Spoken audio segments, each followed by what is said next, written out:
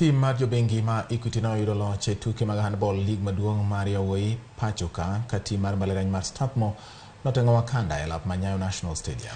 Equity no chako tugo maber kendo yudo loch mar gonde 22.8 kapok jotugo dhi e yueyo. Bang'e jobengi no medo points 27.13 manomiyo gi loch mar gonde 49.21 e kindgi gi team mar NYS. E tuke mamoko nyakorom gajuang mag yuoyi Rangers noloro team mbalariany mar Daystars gonde 32.26 kapok Strathmore odho Wakanda gonde 38.19. E lig mar Wakeni team mar Amazon nowuok kamodhi gonde 30.30 gi team mar NYS.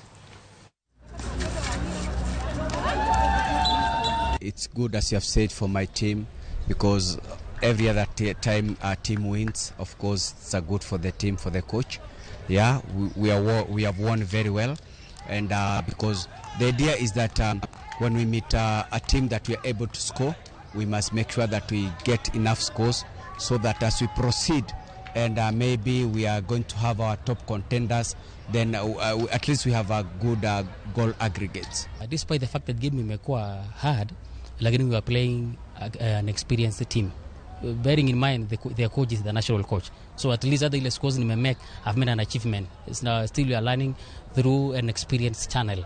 I believe that in the next coming games Togo to perform very smart, because the tactical part of it nafikiri ndio imetucost, the only tactical part, but the display of the game will go very nice from the boys.